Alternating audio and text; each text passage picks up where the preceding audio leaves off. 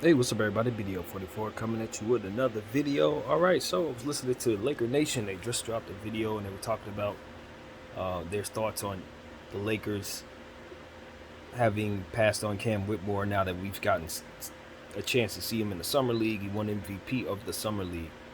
Congratulations to the Cleveland Cavaliers for winning the Summer League and Isaiah Mobley for getting the championship MVP, by the way. I don't want that to go too far past my thoughts since that's really what's going on in the NBA right now. But nevertheless, Cam won MVP of the Summer League as a whole, and of course we passed on him, and so did 19 other teams as well, or rather, how'd that go? 17 other teams, since two teams had two picks, but whatever the case. Point is, he could have been available to the Lakers if we didn't take him. We went with JHS, Jalen Hood-Schifino, and I thought he played pretty well in the Summer League. He did some things in the Summer League that were really good. He did some things in the Summer League that I thought left him a bit exposed. But I mean, what are you gonna expect from a 19-year-old kid, man? He's coming in and he's poised, and I'm happy that we have a real point guard, and all the different things that I've talked about in regards to him makes me feel confident that he was a very, very good acquisition for us at 17. Now, on draft night, if you guys remember, I was going through all kinds of different emotions in regards to that pick because Cam Whitmore was somebody, as I saw his value started to slip, it became ever so clear to me that we had a chance to get him. And when it hit when 16 was called and Keontae George's name was drafted, I thought Cam Whitmore was going to be a Laker. I didn't think there was any chance the Lakers would let him pass them up.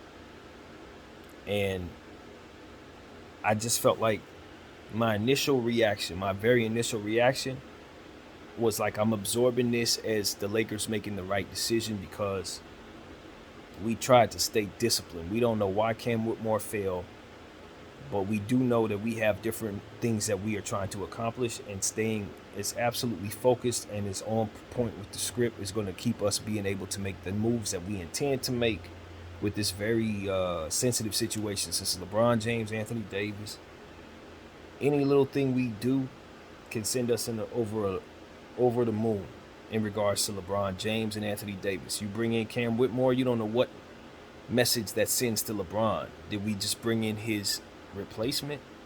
You don't even want to go down that path. And that's one of like probably 9 or 10 different things that kept the Lakers from really taking Cam Whitmore. So my initial reaction was, I'm going to remain positive, even though this is not something that on first thought I'm very pleased with. Because I'm sitting here watching Cam Whitmore. I want Cam Whitmore on my team, and he's going right past us. The Lakers called a different name other than Cam Whitmore, and just like most Laker fans, it was hard for me to absorb that. I'm not going to lie to y'all. But I made the decision, and I've already said this on camera for those who are like, I already know this, but I made the decision before we made the pick that if for some reason we did pass on Cam Whitmore, it had damn well better be Jalen Hood-Schifino. That was my point of view. I'm like, there's only two picks here that is acceptable to me. It's either taking Cam Whitmore or drafting that point guard. And we drafted the point guard. So I'm like, all right, I hate this. I truly do. But I'm not of the mindset that it was a mistake. That's the exact thought. I hate it, but there's a lot of it's not moving parts. There's a lot of different factors that play into why this is the right decision for your franchise. Do I like any of those circumstances? No, I would rather they not be in place so that we could take the best player available. But that they're in place makes it so that if we take the best player available in Cam Whitmore, we may not be able to manage what we have at all. You consider so many different things that are in play when you take a small forward instead of a point guard right there. For this particular Los Angeles Laker team, you had to try to figure out how you're going to get a point guard with a bad point guard market in the free agency. When you had a point guard need, you obviously did not want to play Dennis Schroeder, $14 million for a year. That wasn't going to happen. D'Lo's situation was a bit up in the air at the time because we didn't have him signed yet.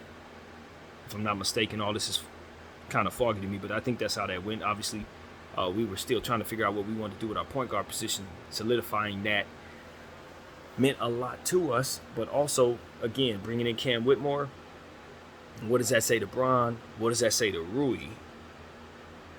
Right? Because that's who basically Cam Whitmore's being compared to in a lot of ways. So you bring in him, and you're already trying to get Rui in free agency. Maybe that signals to Rui that you're trying to go in a different direction. Maybe that signals to Rui that you got his replacement in place. With everything that's going on in Portland, with them getting Scoot Henderson and now having this issue with Dame, you just don't want the headache if you're the Lakers. You don't want the headache. You've done everything that you've done around these moves to assure that everything is slotted perfectly within your cap, so that you have positions that are set, or players that fit a system that you want. All these different things you probably, and at this point, have worked out Jalen Hood-Schifino more than once. Haven't seen Cam Whitmore because obviously he didn't work out for you when he was ranged to be at 4 or 5 or something like that. In that range, he wasn't going to work out for the Lakers. So it's like, and then what you heard about him likely wasn't very good because his stock was being tanked some very, very, very suspicious way. It was suspicious if you look back on it.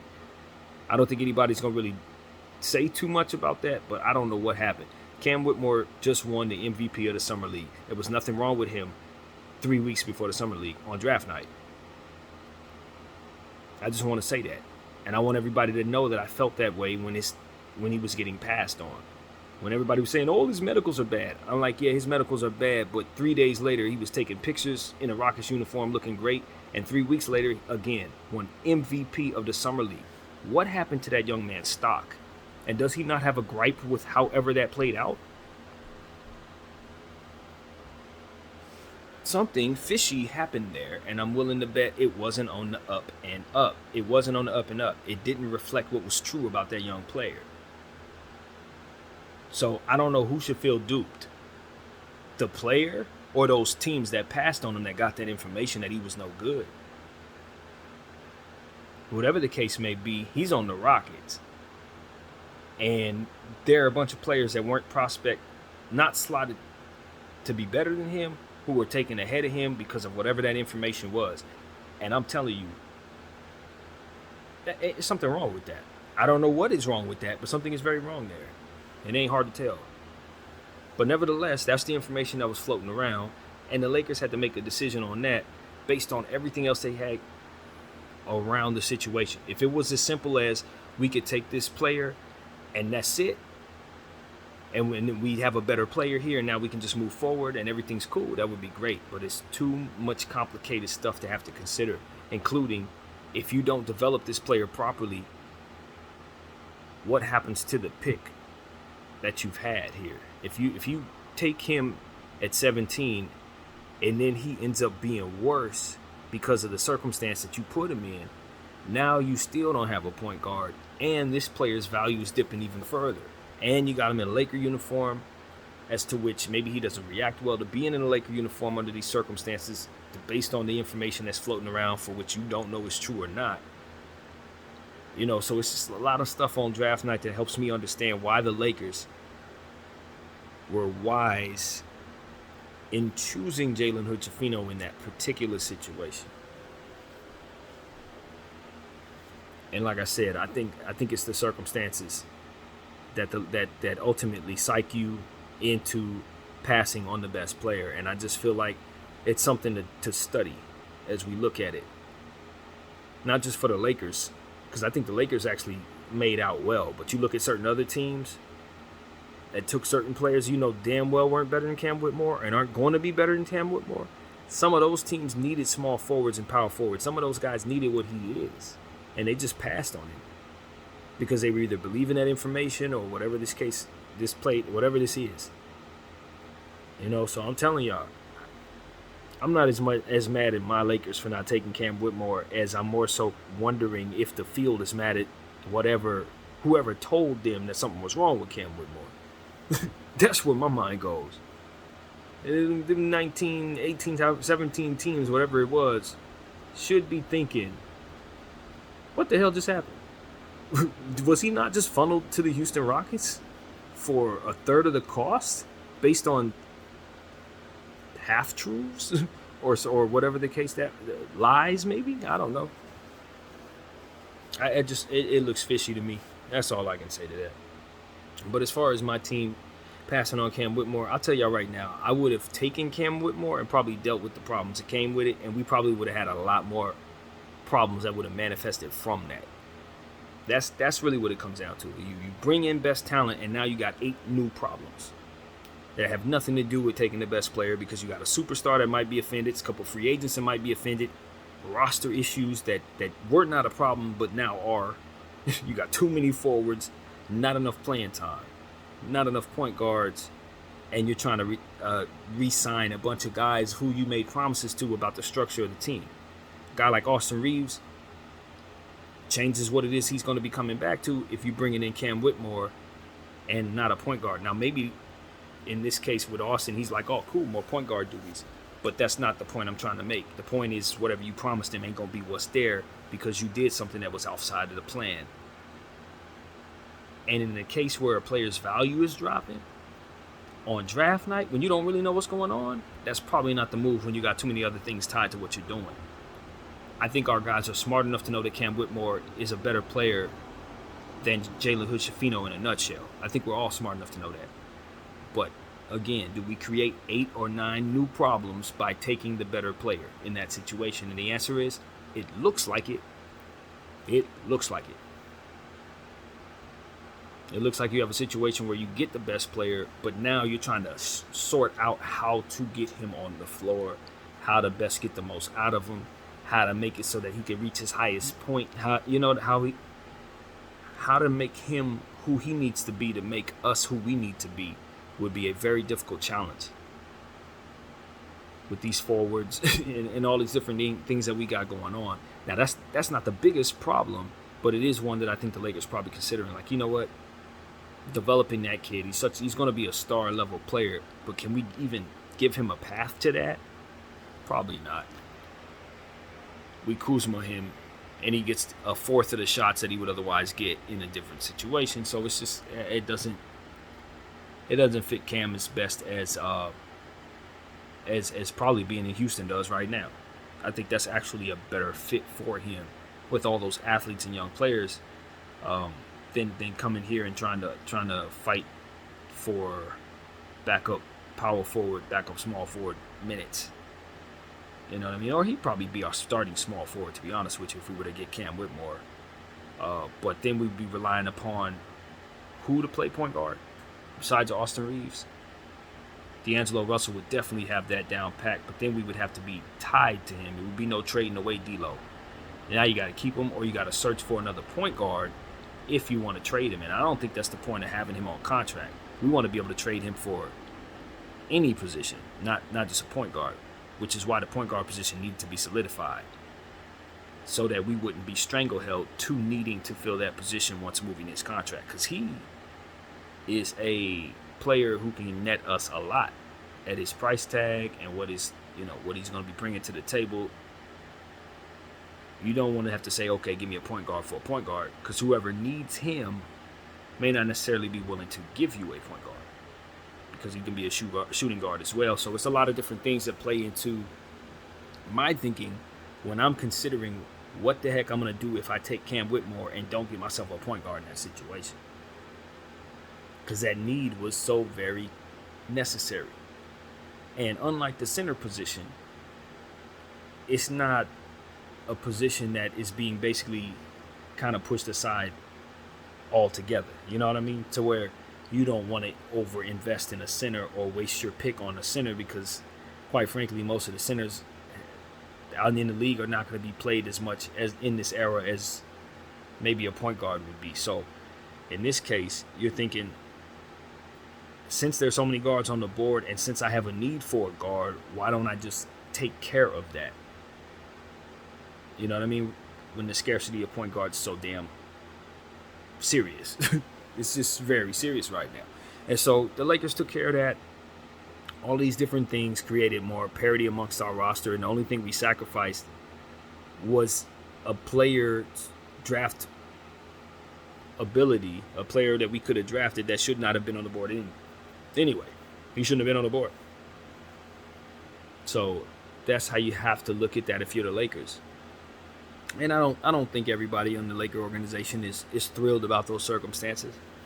You know, in a nutshell, I don't think anybody really wanted to pass on to Cam Whitmore's talent, man. I really don't. I don't think anybody in their right mind actually wanted to pass up on the fourth or fifth best prospect in this draft. I think people were significantly lied to, misled, and told some stuff about that young player that just weren't true. And they believed that stuff and they passed on him. And you only got a moment to be wrong when in a situation like that. Somebody comes back around and says, you know what, that information wasn't true. After the fact, too late. You know what I mean? Too late. He's already been drafted. We can't undo it. You just needed to be able to believe that crap for a certain amount of time for it to be as effective as it needed to be. So that's why I'm of the mindset that unless all of these teams were in cahoots about letting him fall to Houston at 20, which I will never rule out in a league that's trying to come together to make its own revenue happen for itself, I'll never rule that out. Everybody just said, you know what, we're just going to let him go to Houston.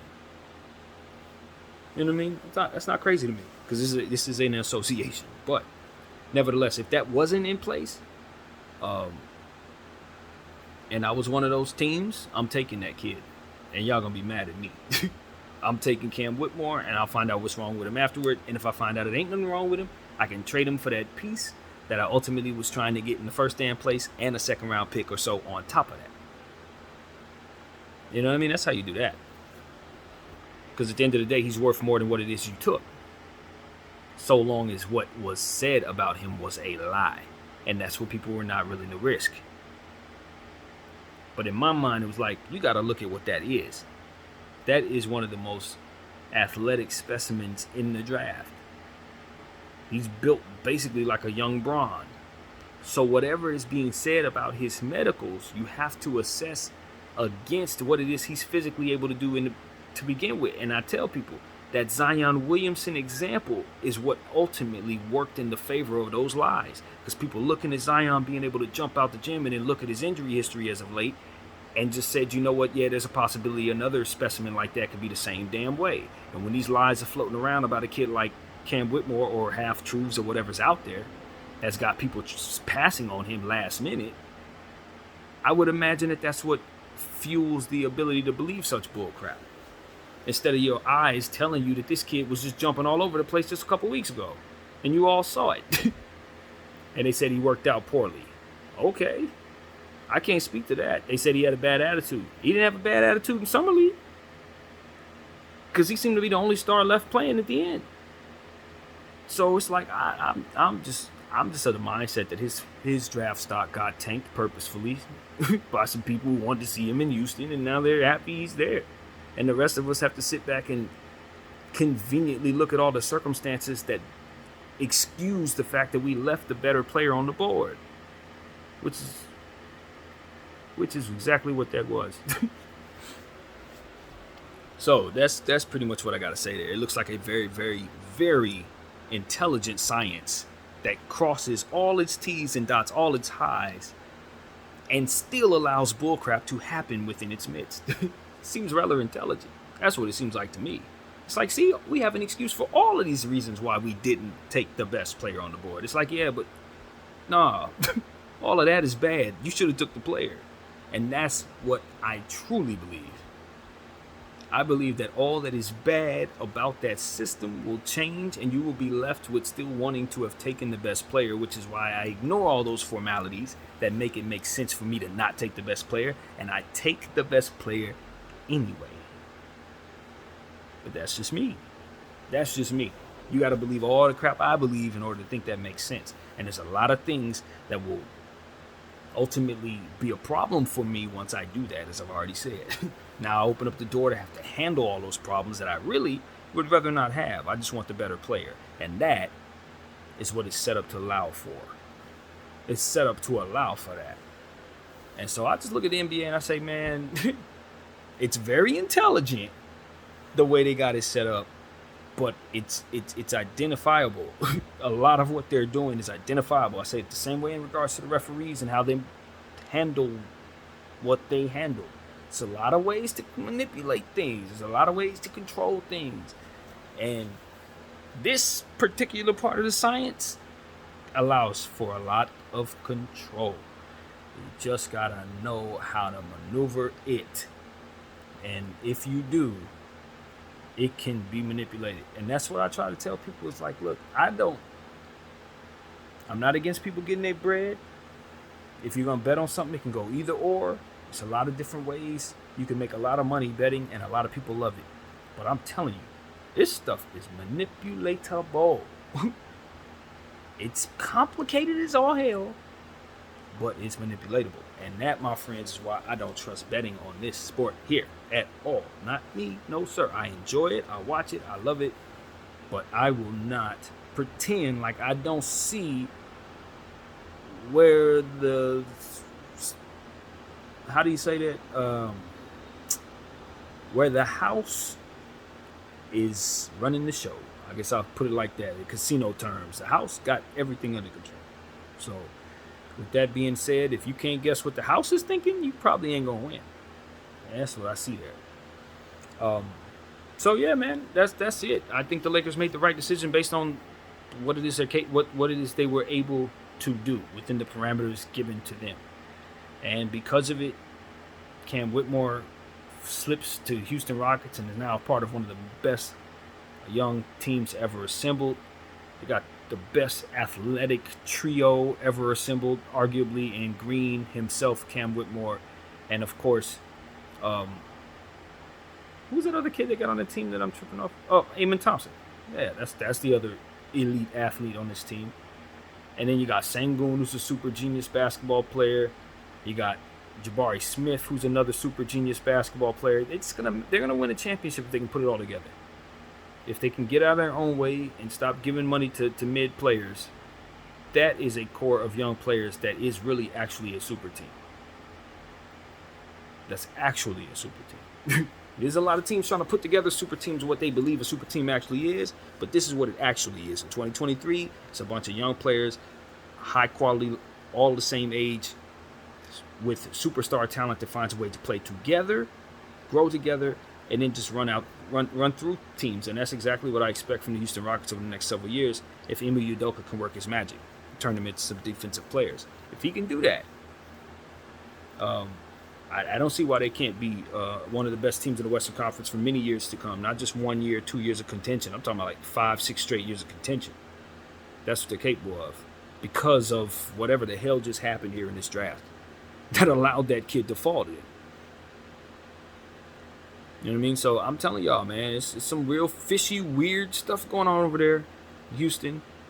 But just like anything else, I tell you, if you got the game rigged for you to win, the last thing you want to do is start doing things that work against yourself. And I'm telling you, them signings that they had this offseason, that's exactly what those did. Them giving away all those players for little to nothing, Ty Washington, Christopher, and Garuba, that's what you don't do. That's what you don't do. So Houston's doing weird stuff, and there's weird stuff happening around them. And that is pretty much what I have to say about that particular thought. So, yeah, man. Am I mad at the Lakers for passing on Cam Whitmore? No. Did I want the Lakers to not pass on Cam Whitmore? Yes, I did. Am I happy we got Jalen Hood-Schifino? Absolutely. I am. Am I worried about Jalen Hood-Schifino? Absolutely. I am. And it's because of one thing and one thing only. What we talked about last when we mentioned him. His three-point shooting and his propensity to shoot it. He ain't good at it, and he let it fly. And I'm telling you, we need to get him the reps up so that is not a problem for us to start the season. I don't care that he can work that out over time. He don't have a lot of time. It's the Lakers, and he needs to be our point guard. And that's what I've come to understand. You can develop, and we could say we're going to let you develop, but I promise you, if it comes down to it and we don't like what we see, we're going to move on because that's how the Lakers roll when it comes to that point guard position. I've seen them do it too many times. We've already done it too many times with young point guards, so I already know what's coming. If he don't get that particular aspect of his game under control and these teams start playing off of him like Russell Westbrook for any reason, I'm worried about his spot on the team. Not about his spot in this league, because he's going to develop, he's going to be just fine. But you got to be able to do it in the first couple of years with that position on this team, in my opinion. You know what I mean? So that's my concern about Jalen Hood-Schifino. He's going to be a good player, but it's not about his full development, because it may not necessarily come to that. We may not give him the time to develop fully. Now, some of the other positions on the team, I think so. But with him, point guard, floor general, it's a little different when we need what you do, but we can't rely upon you from behind the arc in this era where spacing is king. That's my real concern about him. Other than that, not really at all. Not really. I think he's going to be a phenomenal playmaker.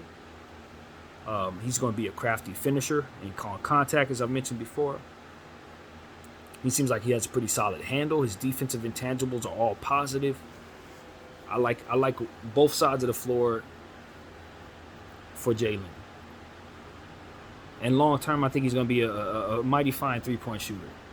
He ain't going to be great, but he's going to be good enough to where it's not going to be a problem. But as a rookie, before the reps have been put in, if he wants to launch him like he was launching him in the summer league for the big team, you better make him, bro. You better shoot over 30%. Because if it ain't falling and you shoot like that and they start playing off of you, it's going to be a real problem. A real one. And the way I see it is, I can't rely on D'Lo to stay healthy. See, that's what it becomes a conversation about. Is if I can't play Jalen for any reason, I can't rely on D'Lo either. So that's why that's why my mind takes me to a place where I ultimately end up moving on from Jalen if I don't feel I can trust him. Because that position, we don't have it filled if he's not going to fill it. And that's what it really comes down to. That's why the specifics of this is as it is. It ain't just as simple as the Lakers moving on from a point guard because none of those. No, it's going to be very specifically because of the other point guards on the team are not necessarily point guards to begin with. You got Austin Reeves who's going to run the point if he has to. Bron James is going to run the point if he has to. D'Lo is going to run the point if he has to, but even he doesn't like calling himself a point guard from what I understand. He thinks of himself as a player, a positionless player, and I prefer it. I actually like him at the 2. And so that's really what it comes down to for me. And then you got Max, who's not a point guard. Some of our other guys, they're not point guards. So it then becomes a situation where we can get away with not having a shooting point guard so long as we put Castleton and Bron and those guys, the facilitators, on the floor. But do you want to be relying upon Castleton to set up your offense? That should never be something you're relying upon. And so these are the type of things that we're thinking about already. Jalen's going to be good at what he does, but he cannot be oblivious to the harm that he's going to do to his scouting report when he shoots that 3 ball and he bricks it as bad as he did in that summer league. So that's where it becomes a problem. And then everybody's going to always look at him and say the Lakers passed on Cam Whitmore. That's another thing that I'm worried about, the psychological aspect of that. It's going to always be a thing. Every time Cam does anything good, and he's going to do a lot good, you're going to be looking at Jalen and saying, hey, he ain't that. He's great. He's going to do all that he do, but he ain't going to be doing that. And that's just going to be, that's a bad way for that kid's career to have to go. But the good thing is he don't share that by himself, because there's going to be a bunch of other people going to have that problem too. Everybody who was drafted before Cam Whitmore, who's not named Wemby or one of them first 3 dudes, they're going to have that too. They're going to have that too. Amen Thompson ain't going to have that problem because most people thought Amen should go first too. But after that, if you ain't balling, people going to look at you like, man, they passed on Cam Whitmore to get you. Washington, Atlanta, the Pacers. If any of these dudes don't ball out, OKC, Utah, especially Orlando, any of these guys, they're all going to have that problem. You are not Cam Whitmore, and you should be if your GMs knew what the hell they were doing in a lot of those cases. And that's going to be the narrative. Not necessarily truth, the narrative. So I don't like it for those young kids, and Jalen just happens to be one of them. Hawkhead's got to deal with it. Podziemski got to deal with it. Kobe Buffkin got to deal with it. Koulibaly, all these dudes, they all going to be looked at that way. AB over in Orlando. Both the Utah kids, Hendricks and George, they're going to be questioned at times when they're not balling. You know what I mean? unless Cam Whitmore slows down or has injury issues, it just doesn't pan out or something of that nature. But as long as he's looking the way he's looking in Summer League, which I expect he will, it's going to be a thing. It's just going to be a thing, man. So, you don't wish one way or another, because if you do, somebody's doing bad. But it is what it is. So that's what I see there, man. I also just understand that a lot of these guys in this draft, and we've mentioned this a trillion times, are just not in good fits. They're in bad fits situations for themselves. We saw Emmanuel Bates win the championship of the Summer League. I think he's going to have a fantastic role. The fit is good. He got drafted to the right spot. But it's some guys, man. We mentioned Kason Wallace, Taylor Hendricks, Smith over in Charlotte. So several of them dudes, man, they're in terrible, terrible situations for them to be drafted in. I don't know that Cam Whitmore is in a much better spot per se because of all the different forwards, but I got a feeling he's going to win that battle. He's going to take those minutes from whoever that is. That's what I think. He's probably the best one of them. But Terry Eason and him are going to battle, but I don't know how you handle that, to be honest with you. Terry Eason himself, Sean Tate, you got Green at the 2, you got Amon down there roaming around between the 1, 2, 3, and 4. You got Jabari Smith, who's going to solidify himself as the 4. Sengun is going to solidify himself as the 5. So the small forward position, they got 2 legitimate starting small forwards in place that they're going to have to develop that are both the same age, and Terry Eason and Cam Whitmore, and they got to choose one of them, and they got to let go of the other one, I believe. And it's the same problem that OKC has with all their guards, Kason Wallace and Isaiah Joe, and there's several others. Homeboy who just went off in the Summer League. Can't think of his name at the moment, but he killed it. Trey Mann. How many guards do they have? Obviously SGA, J-Dub, Giddey. Where's the path for these guys, man? So this isn't new content, but I'm throwing it in this video because it is something that I see there that can be remedied with a couple swaps of these players. Just swap them back and forth from one another. Send them to teams where they can be best fit and get back the value for them. And you're still just as good as you are with them, if not better, depending on what you trade them for. So it's like, hopefully these teams will see the light in not ruining these kids' careers for the betterment of the depth of their team. It's just another way to do it. And so that's what I'm here to say to guys like Sam Presti and whoever's running the show over there in Houston and Charlotte for that matter.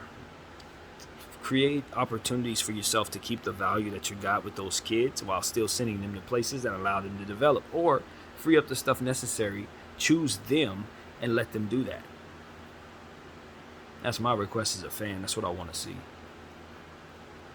And hopefully more expansion from 32 to 34, which is where I hope we'll end up. 32 ain't enough. It never was. It literally never was. I always thought it should have been 34 teams. So that's what I got to say, man.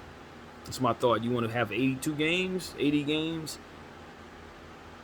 Maybe more teams will make it a little more easy for these guys. I don't know. I really don't know.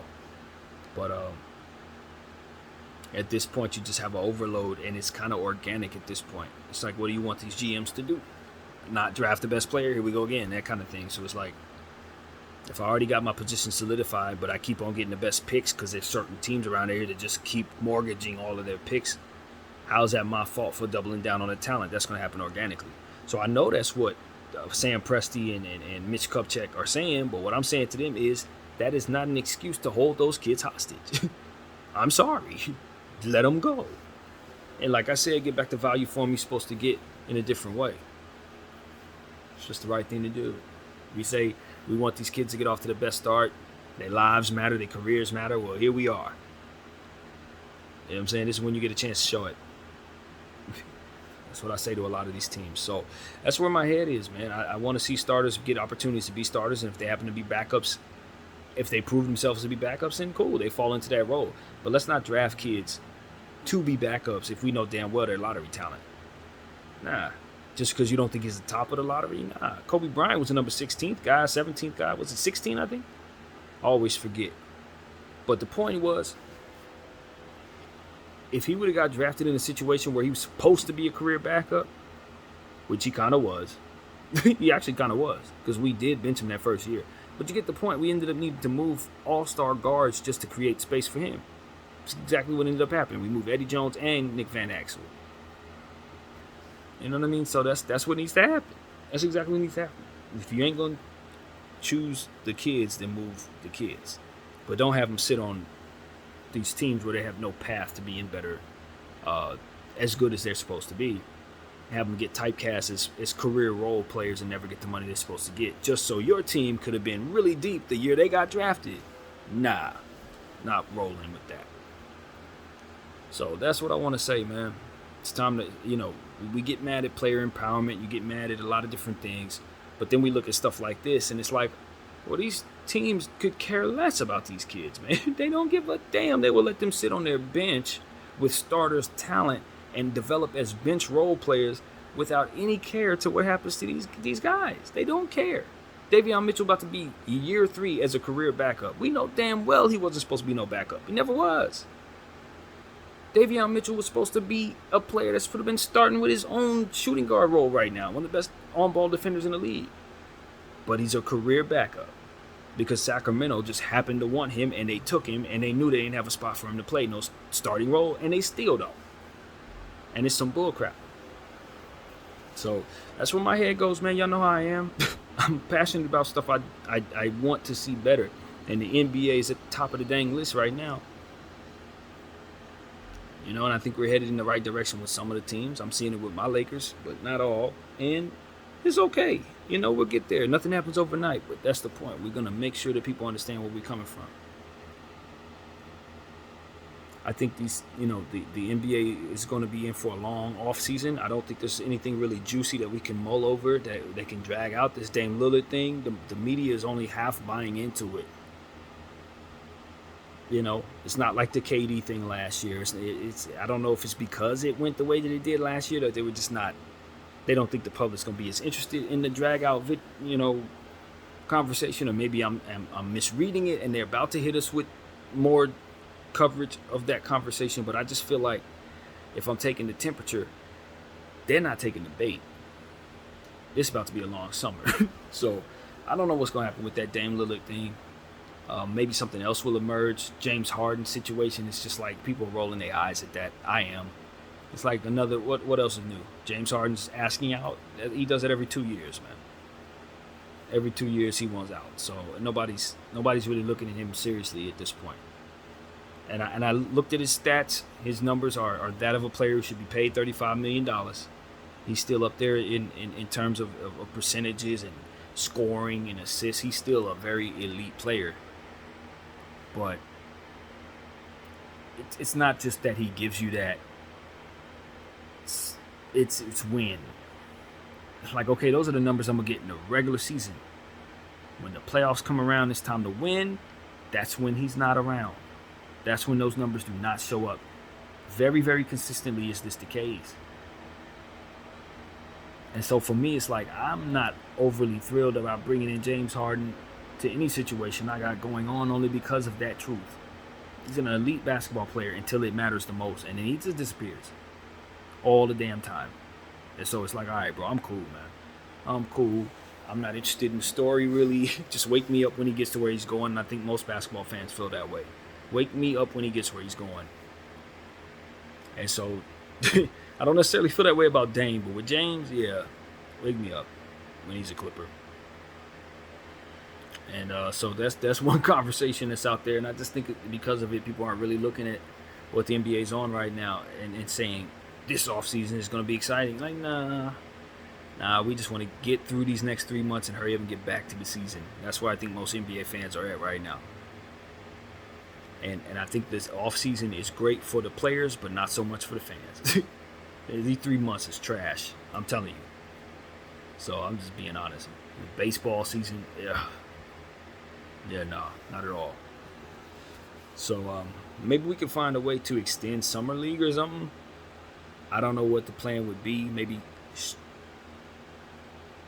I don't know if this makes any sense. Probably not, but maybe do something different with the G League schedule so that we can have a little more focus of basketball during these dog days. But you also want the G League to kind of parallel with the NBA season so that the players can be called up, and all of that makes a lot of sense to me. So I don't know if that's even a possibility, but something needs to happen to where July, August, and September isn't solely about gossip in the NBA. Who's going where? Is there some type of scandal that we can mull over?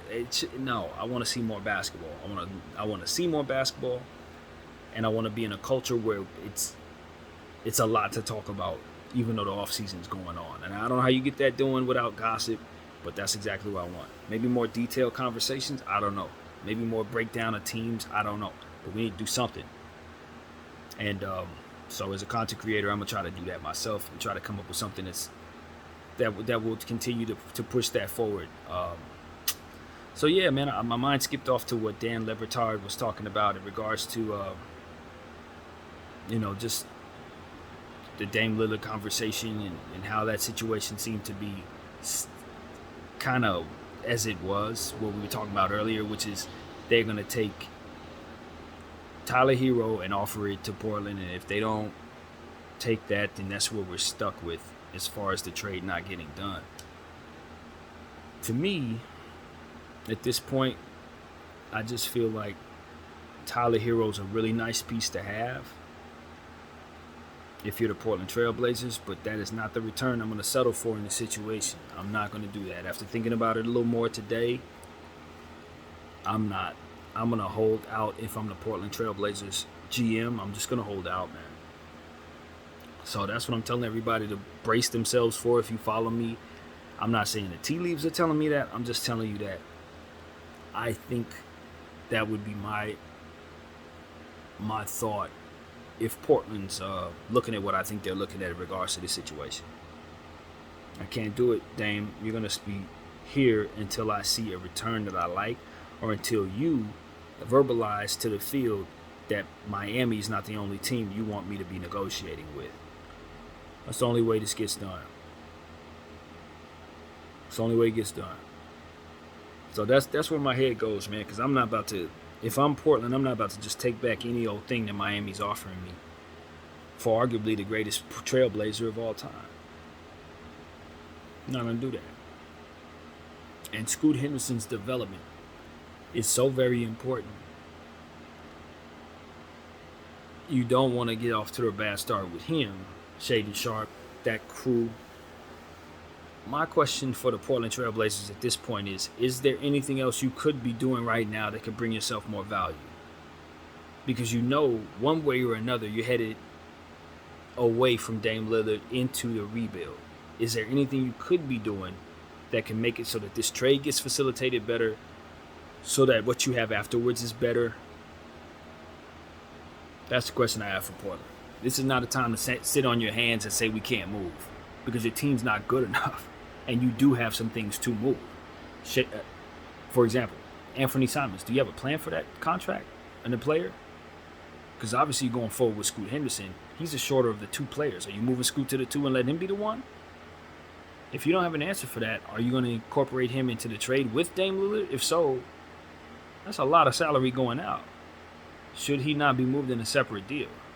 And if so, should not that deal be negotiated right now while you're trying to just kind of figure out what's going on with Dame?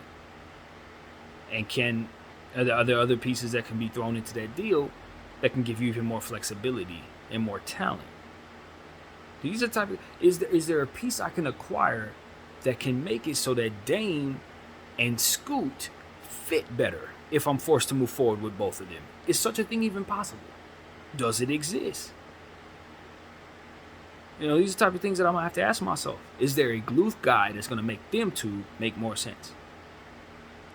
You know what I mean? Because that's the type of stuff, these are the type of solutions that the Portland Trail Blazers need to be trying to seek out. Because if you can't move Dame and you're not going to move Scoot, then you got to find a way to make it so that they could be on the same team. That's the solution.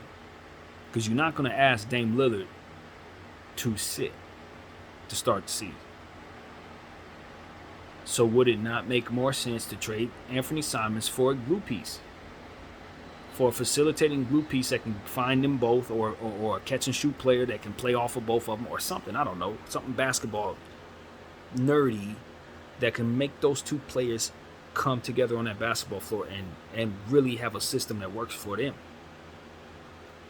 Maybe you concoct some type of small ball lineup or something. I don't know, but you got to figure something out that doesn't require you taking back some garbage for Dame Lillard. And so that's where my head would be if I were a GM of the Portland Trailblazers. I got to figure out if there's a move to make, if there is a move to make, that can make all of this come together.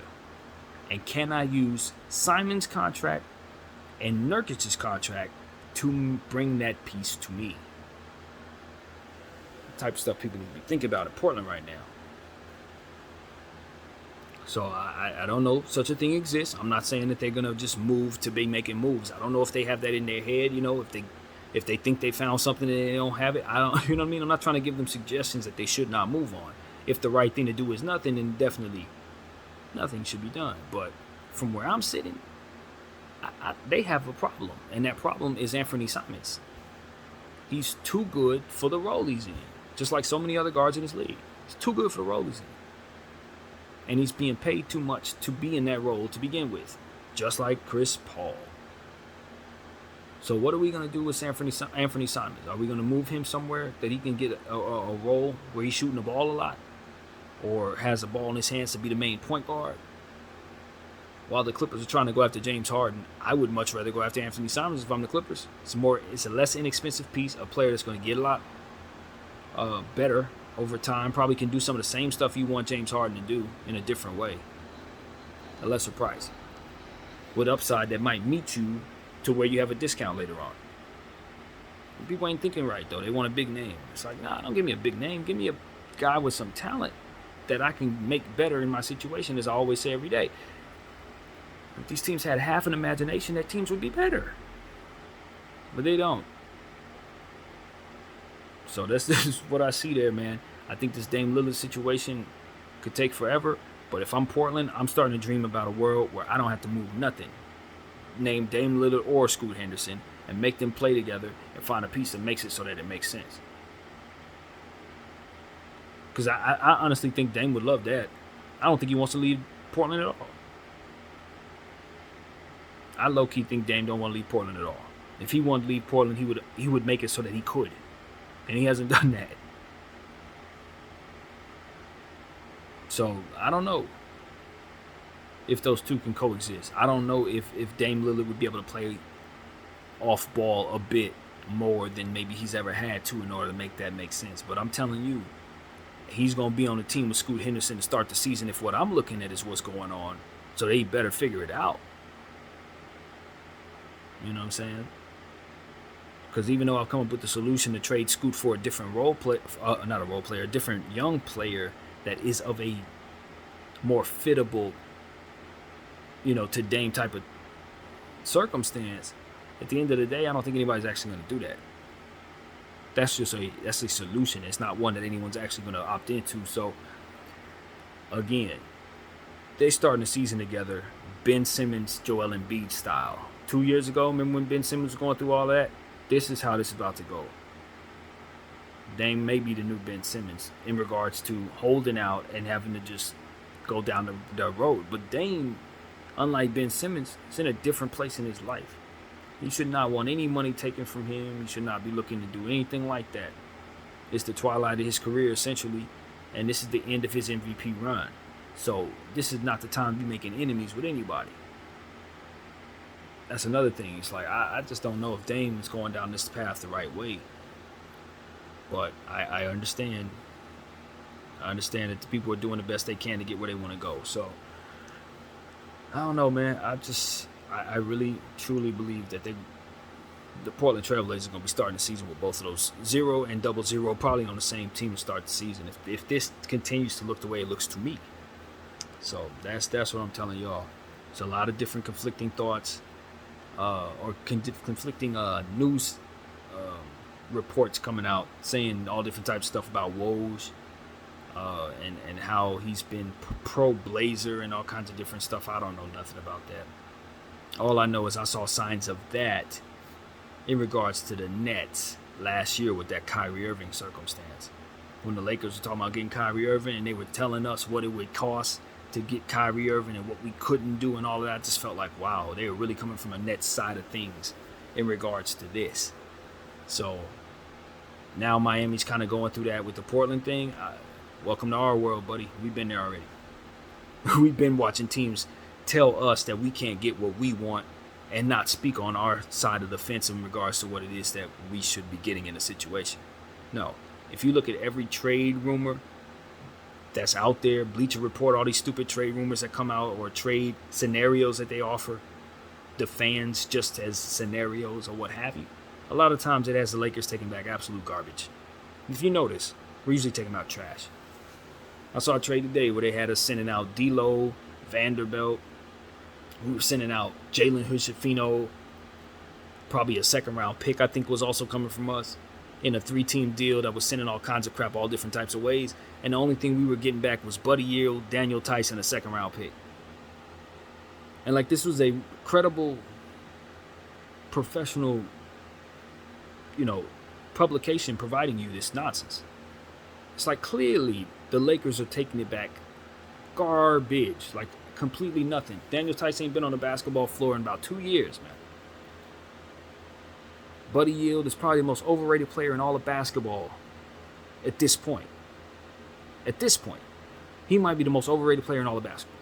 The way Lakers, in this, it pertains to the Lakers and how we talk about bringing him here specifically. It's absolutely overrated. And so that's why I think they would put such a price tag like that, because they know that we've had been linked to him for several years, and so we may be willing to pay a nice price for him. But when you consider what we're shooting out, what we're sending out, man, I like D'Lo better than Buddy. Straight up, I'd rather have D'Lo. So I ain't giving up Jalen and all kinds of other stuff. Vando, man, are you kidding me? For Buddy Hield so he can shoot a couple threes? Stop playing, man. He doesn't even have a bag like that. That's not even his game, to be giving away point guards that can do all types of intangibles, playing defense and all of that. You're going to give away players who can do all of that for Buddy Hield and a second-round pick and Daniel Tice? You know what I'm saying? And these are people, these are billion-dollar corporations giving you this nonsense. So that's where I'm coming from in regards to that. Miami, welcome to the Lakers club, man. Nobody wants you to get what you want, ever. You're a big market team. You just came from the finals. You got a couple of championships. They're looking at you like Lakers East, bro. They don't want you to get what you want. They don't want you to get nothing. So that's what I want to say to Miami Heat fans. Welcome to our world. At any rate, that's pretty much all I got, man. I'm going to run out of speaking time regardless. I only had 55 minutes to speak. I wanted to use them all, though. And I appreciate everybody for rocking with BDF 44 as I continue to try to come up with content in the summertime. It's hard for us talking heads to really talk basketball when there ain't nothing going on, but I have a gift, and because of it, I can do this. My name is BDL44. I thank you all for watching. I'm out.